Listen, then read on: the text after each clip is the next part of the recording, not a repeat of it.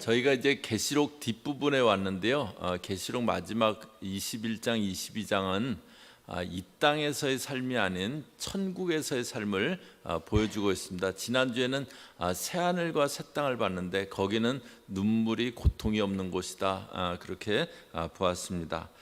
그런데 이제 이것이 창세기 1장, 2장의 모습입니다. 하나님은 알파와 오메가라 그러셨잖아요.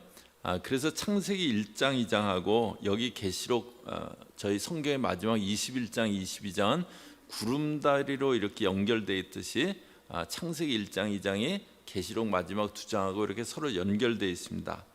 창세기 1장, 2장은 죄가 없는 에덴에서의 삶이었고요. 계시록 21장, 22장도 사단의 존재가 사라진 새하늘과 새 땅에서의 삶입니다. 그런데 이 새하늘과 새 땅은 이기는 자가 들어간다.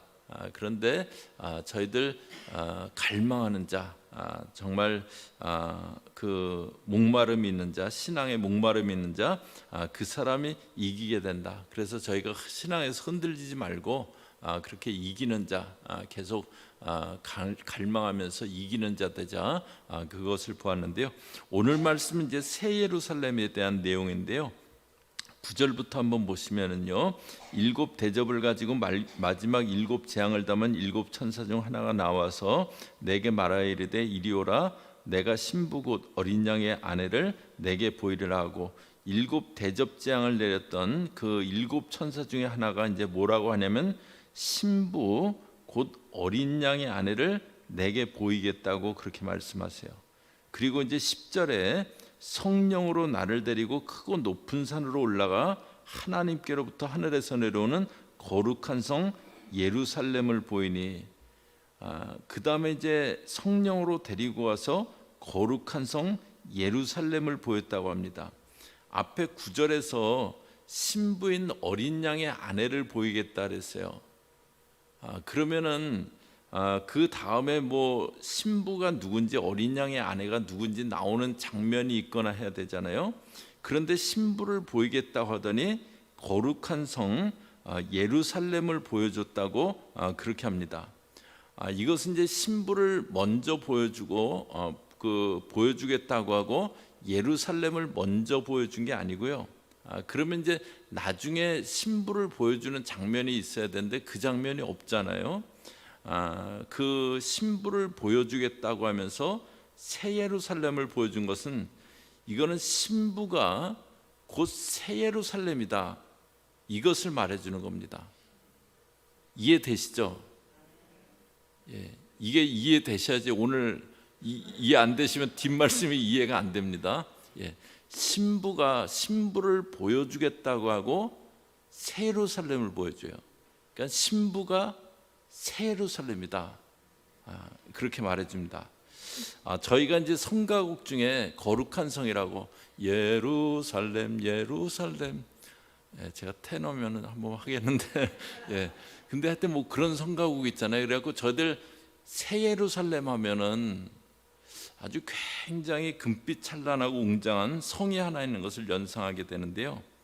그런데 신부, 다시 말해서 교회가 예루살렘이고 새 예루살렘이고 성도가 새 예루살렘을 구성하고 있다, 그렇게 말해줍니다.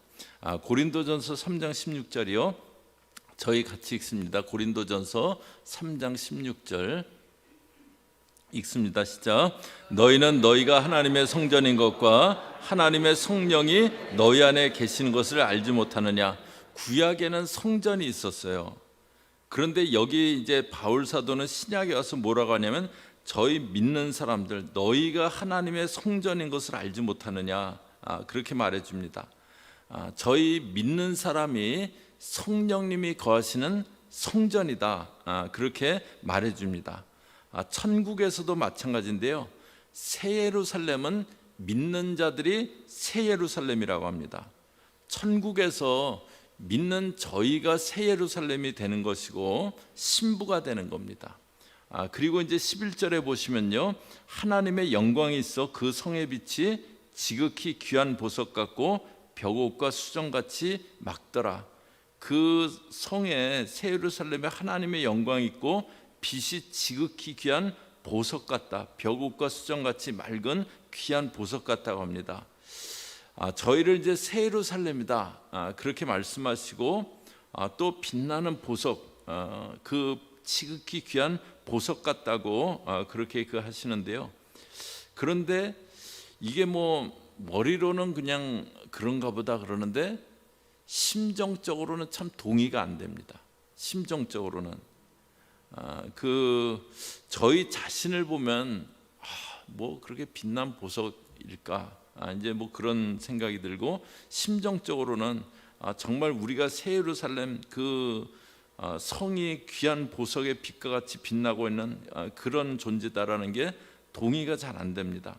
또 12절에 보시면요, 크고 높은 성곽이 있고 12문이 있는데 문에 12천사가 있고 그 문들 위에 이름을 썼으니 이스라엘 자손 12지파의 이름들이라. 그 성에 이제 성곽이 있고 성벽이 있고 12문이 있는데 그 문 위에 이름이 쓰였는데 이스라엘 자손 12지파 이름이라고 합니다. 저희가 아는 그 야곱의 아들들 12명 이스라엘 지파의 이름이 써 있다고 합니다. 그런데 이 이름들이요, 천국문 위에 써 있기까지는 그렇게까지 쓸 정도로 적합해 보이지는 않는 이름입니다. 르우벤은 자기 어머니 그 소모이죠 빌하하고 간통을 했어요. 시므온과 레위는 자기 여동생 디나를 강간했다고 세겜성 사람들을 학살했던 아주 잔인한 그런 인물들이었습니다. 넷째 아들 유다는 창녀로 분장한 며느리 다말하고 잠자리를 해서 베레스와 세라라는 아들을 낳습니다. 천국문의 이름으로 붙이기에는 민망한 이름들이에요. 또 14절 보세요. 그 성의 성곽에는 12기초석이 있고 그 위에는 어린 양이 12사도에 12이름이 있더라. 여기 이제 또 성곽에 12기초석이 있는데 거기에는 12사도의 12이름이 있다고 합니다. 여기 12사도도 이스라엘 12지파가 된 그 이름들이나 야곱의 아들들이나 뭐 50보 100보입니다. 늘 자기들끼리 다투고 갈등하던 그런 자들이에요. 새 예루살렘의 기초석에 이름이 써있기에는 부족하기 짝이 없어 보이는 그런 이름들입니다. 이것이 이제 저희가 저희 자신을 보면서 좀 들게 되는 그런 생각입니다. 신부고 새 예루살렘이라고는 하지만 천국에 가서 앞으로 영광의 모습으로 바뀌면 그럴지 모르지만 지금은 아니다. 지금은 이렇게 보석 같은 그런 존재 아니다라고 그렇게 생각됩니다. 그런데 이제 요한복음에 보면 영생에 대해서 이제 말씀해 주시는데요. 영생은 하나님이 세상을 이처럼 사랑하사 독생자를 주셨고 저를 믿는 자마다 멸망치 않고 영생을 얻는다. 영생에 대해서 이제 얘기하시면서 그런데 이제 요한복음 17장 3절에서는 또 이렇게 얘기합니다. 저희 또 같이 읽습니다. 시작. 영생은 곧 유일하신 참 하나님과 그가 보내신 자 예수 그리스도를 아는 것이니이다. 독생자를 보내신 것은 영생을 얻게 하기 위함인데, 그런데 영생은 뭐냐면 하나님과 예수 그리스도를 아는 거라 그랬어요.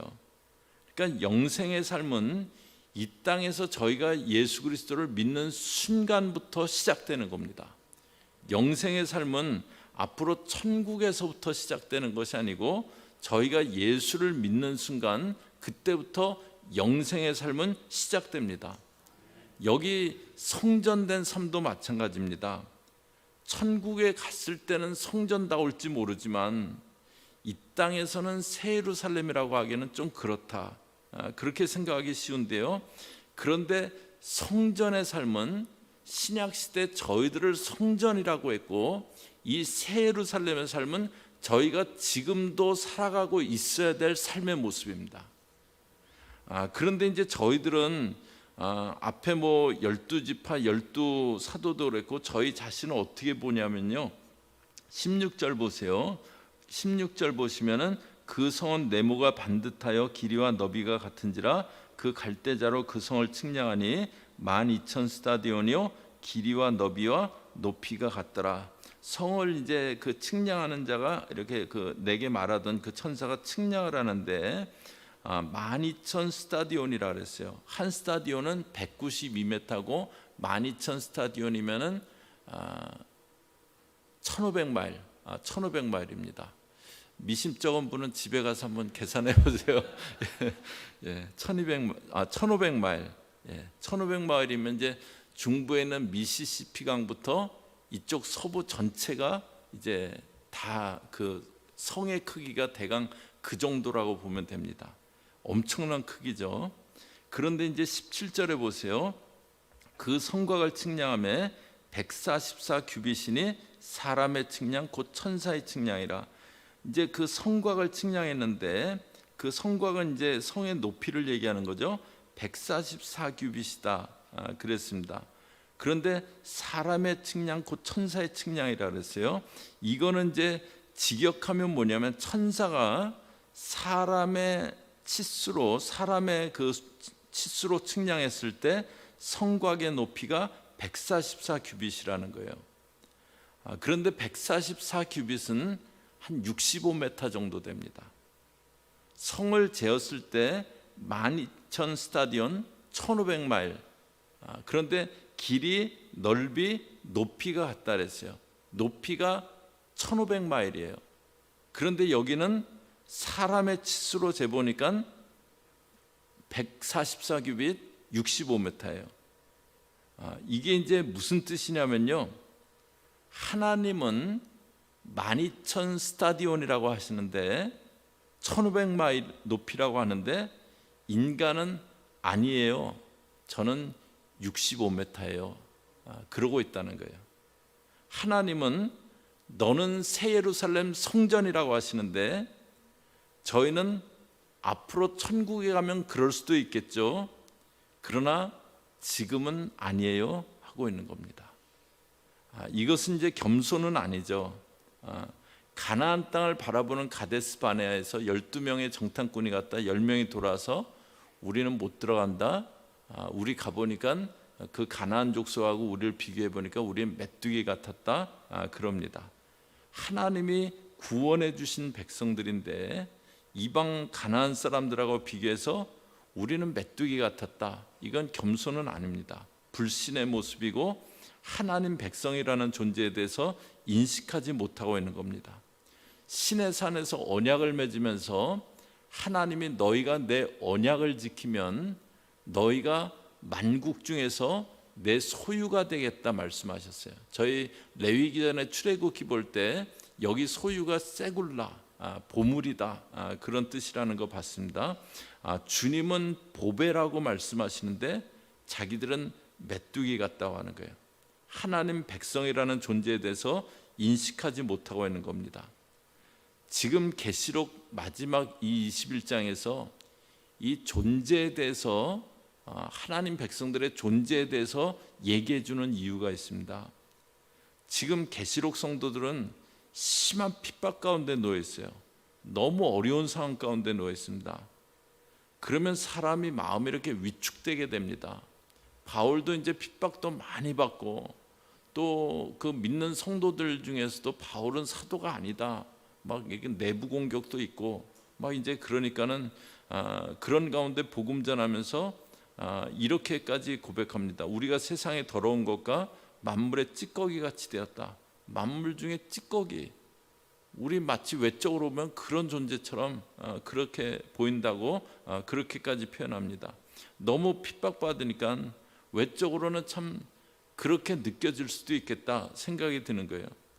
계시록 성도들도 막 핍박받으면서 우린 그냥 짐승의 밥이고 로마의 밤거리를 불태우는 그냥 그 온몸에 불 붙여서 로마의 밤거리를 불태우는 그냥 불쏘시개 같은 존재구나. 그러면서 마음이 위축되기 쉬웠을 거예요. 하늘나라에 가면 달라지겠지만 그냥 이 땅에서 우리는 그냥 그런 존재다. 그렇게 생각하고 있기 쉬웠을 겁니다. 그들에게 요한 사도가 너희가 이 땅에서도 새 예루살렘이고 너희가 성전이라고 그렇게 말해주는 겁니다. 너희는 주님 보시기에 보석 같은 존재라고 알려주고 있는 겁니다. 저희들 이렇게 살아가면서 뭐 이렇게 여러 가지 어렵거나 그러면 참 마음이 위축되고 나를 이렇게 보는 게 이렇게 참 나는 너무 이렇게 좀 참 안 좋게 이렇게 보이고 이제 내 자신이 느끼기에도 그렇고 이제 그런 때가 있잖아요. 그런데 저희에게도 너희가 성전이고 너희는 보배 같은 존재라고 알려주십니다. 그런데 이제 심정적으로는 여전히 참 그런 마음이 안 들 수도 있어요. 그런데 저희가 이렇게 그러지 않고 주님이 너는 12,000 스타디온이다 그렇게 말씀하시면 아니에요, 저는 65m예요. 그러지 않고 주님이 저희들 보시는 대로 그렇게 살아가기 위해서 어떻게 해야 되는가? 여기 이제 새 예루살렘은 길이와 너비와 높이가 같다 그랬어요. 그런데 구약에 길이하고 너비하고 높이가 같은 구조물이 하나 나옵니다. 열왕기상 6장 20절 보시면요, 저희 같이 읽습니다. 시작. 그 내소야는 길이가 20규빗이요 너비가 20규빗이요 높이가 20규빗이라 정금으로 입혔고 백향목 제단에도 입혔더라. 여기 사도행전 열왕기상 6장은 솔로몬 성전에 대해서 말해주는 겁니다. 내소는 내소에 아니라 그랬는데 내소는 지성소를 말합니다. 그 지성소가, 성전의 지성소가 길이하고 너비하고 높이가 같은 그런 정사각형의 구조입니다. 지성소는 그런데 주님이 임재하신 곳이에요. 주님의 임재가 있는 곳입니다. 그러니까 저희가 저희들 보면서 주님 저는 144규빗이에요. 그런데 그러지 않고 주님이 저희를 보듯이 그렇지 나는 12,000 스타디온이지 그렇게 보기 위해서는 저희가 어떻게 해야 되는가?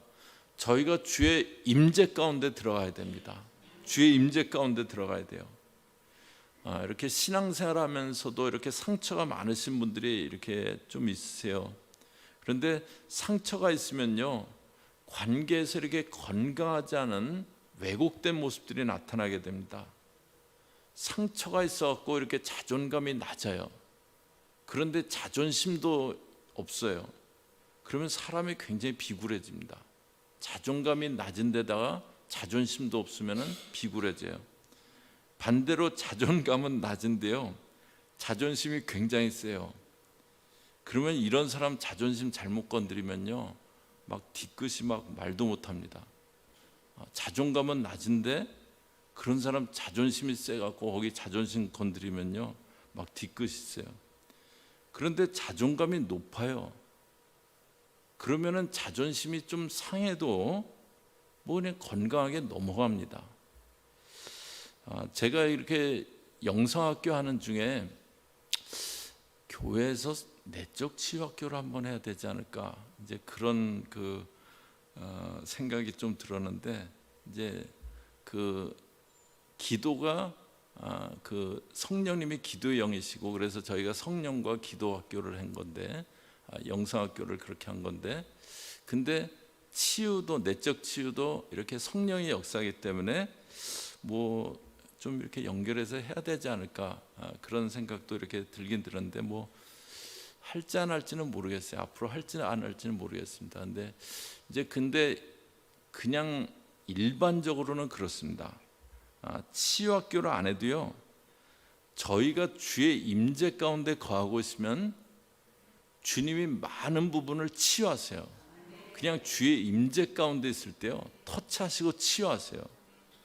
그래서 막 상한 마음도 치유하시고 저들을 새롭게 해주십니다. 그래서 예배는 임재가 있는 예배가 되는 게 중요합니다. 예배는 임재가 있어야 돼요. 또 저희는 예배하면서 임재 가운데 들어가기를 사모해야 됩니다. 그 다음에 이제 19절에 보시면요, 그 성의 성곽의 기초석은 각색 보석으로 꾸몄는데, 그래서 12개 이제 그 보석이 나왔습니다. 그 다음에 이제 21절에 보시면요, 그 12문은 12진주니 또 성의 길은 맑은 유리 같은 정금이더라. 이제 그 성의 모습이 나오고요. 그런데 22절에 성 안에서 내가 성전을 보지 못하였으니 이는 주 하나님 곧 전능하신 이와 및 어린 양이 그 성전이심이라. 이제 성곽도 있고 성문도 있고 뭐 기초석도 있고 그런데 성전이, 그 성 안에 성전이 있어야 되는데 성전이 안 보이는 거예요. 근데 다른 게 성전이 아니고 그 가운데 계신 어린 양이 성전이시라는 거예요. 그래서 23절에 그 성은 해나 달의 비침이 쓸데없으니 이는 하나님의 영광이 비치고 어린 양이 그 등불이 되심이라. 어린 양이 그 가운데 빛이 되고 계시고, 24절에 만국이 그 빛 가운데로 다니고 땅의 왕들이 자기 영광을 가지고 그리로 들어가리라. 만국이 그 빛 가운데로 다닌다고 합니다. 어린 양이 등불 대신 그 빛 가운데로 만국이 나오는 거예요. 그러면서 25절에 낮에 성문들을 도무지 닫지 아니하리니 거기에는 밤이 없습니다. 밤이 없다고 합니다. 주님이 이제 저희들을 새 예루살렘이라고 하시는데, 저희가 새 예루살렘으로 살아가기 위해서는 주의 임재 가운데 거하고 있어야 되고, 그 다음에 어두움이 없어야 됩니다. 저희 삶에 어두움이 없어야 돼요. 요한복음에서 이렇게 말해주는데요, 요한복음 3장 19절에요. 그 정죄는 이것이니 곧 빛이 세상에 왔을 때 사람들이 자기 행위가 악함으로 빛보다 어둠을 더 사랑한 것이라.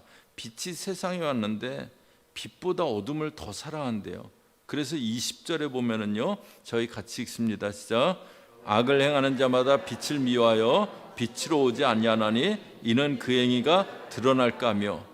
빛보다 어둠을 더 사랑하는 일이 있다고 합니다. 악한 일은요, 어두움 가운데 행해집니다. 그리고 어둡고 죄된 일은 저희들 자존감을 무너뜨립니다. 어두운 어떤 죄된 그 삶의 부분이 있으면요, 자존감을 무너뜨립니다. 아담과 하와가 창세기 1장 2장에서는 벌거벗고 있었는데 그거 뭐 아무렇지도 않았어요. 그런데 선악과를 따먹고 바로 나타난 그 모습이 어떤 겁니까? 자기들이 벌거벗음을 깨달았다 그랬어요. 그리고 자꾸 가리려고 합니다. 이거 왜 벗고 있지? 그리고 자꾸 가리려고 합니다. 어둡고 죄된 일은요, 저희들 자존감을 무너뜨려요. 그렇게 저희가 성전된 자들이고 주님 보시기에 보석 같은 존재이다 확신하면서 살아가기 위해서는 어둡고 죄된 일이 있으면 안 됩니다. 여기 이제 계시록 21장의 새 예루살렘은 앞에 이제 나왔던 큰 바벨론하고 큰 성 바벨론하고 이제 대조가 되는데요. 그 큰 성 바벨론하고 여기 새 예루살렘이 이제 서로 대조되는 그런 모습이에요. 그런데 26절에 보세요. 사람들이 만국의 영광과 존귀를 가지고 그리로 들어가겠고. 큰 성 바벨론이 화려해 보였는데 그 성은 멸망했습니다. 그런데 영원한 영광, 존귀는 새 예루살렘에 있습니다. 27절에 무엇이든지 속된 것이나 가증한 일 또는 거짓말하는 자는 결코 그리로 들어가지 못하되 오직 어린 양의 생명책에 기록된 자들만 들어가리라. 속된 것, 가증한 일, 거짓말하는 자, 이건 바벨론에 속한 일입니다. 그런 자들은 새 예루살렘의 영광을 누리지 못한다 그래요.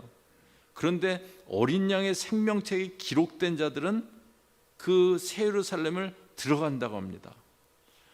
핍박받고 있는 그 계시록 성도들이 자기가 너무 작아 보였을 거예요. 자기들 너무 작아 보였을 거예요. 정말 아무 힘도 쓰지 못하고 그냥 그 핍박하면 핍박 당하고 죽이면 죽임 당하고 그럴 수밖에 없는 너무 작은 존재들이다. 그렇게 보였을 거예요. 그런데 그들에게 요한 사도가 너희는 보석으로 꾸며진 새 예루살렘이라고 그렇게 말해줍니다. 저희들도 세상 살아가면서 바벨론 사람들은 저희들 보면서 뭐 웃어 보일지도 몰라요. 뭐 믿는 사람들 별거 있나? 뭐 웃어 보일지도 모릅니다. 그런데 믿는 사람들은 절대 우습지 않습니다. 믿는 사람들은 절대 우습지 않습니다. 사람들은 바벨론 사람들은 큰 성 바벨론 사람들은 저희 믿는 사람들이 웃어 보일지 모르지만 뭐 저 사람들 뭐 하고 있는 거야? 뭐 웃어 보일지 모르지만요. 믿는 사람은 절대 우습지 않습니다. 저희는 주님 보시기에 보석 같은 존재들입니다. 그런 존재임을 확신하면서 살기 위해서는 주의 임재 가운데 거하고 있어야 됩니다. 주의 임재 가운데. 저희가 예배가 중요한 게 그거잖아요. 주의 임재 가운데 거하는 거예요. 그리고 죄되고 어두운 그런 모습은 없이 빛 가운데 거하고 있는 겁니다. 저와 여러분, 그래서 우린 새 예루살렘, 우리 주님의 영광이 함께 하시는 그런 존재라는 거 확신하면서 살아가는 저와 여러분 되시기를 주의 이름으로 축복합니다. 같이 기도하겠습니다. 하나님, 신부된 저희가 새 예루살렘이고 하나님 주의 영광과 주의 그 빛된 모습이 함께하는 존재라는 것 보았습니다. 바벨론 사람들은, 큰 성 바벨론 사람들은 저희들을 보고 우습게 볼지 모르지만, 그러나 우리 주님은 너는 내게 보석 같은 존재라고 말씀하시오니 저희가 주의 임재 가운데 거하며 빛된 모습 가운데 살아가며 하나님 앞에 새 예루살렘, 신부된 자, 보석 같은 존재라는 것 확신하면서 살아갈 수 있게 함께하여 주시옵소서. 예수님의 이름으로 기도드립니다. 아멘.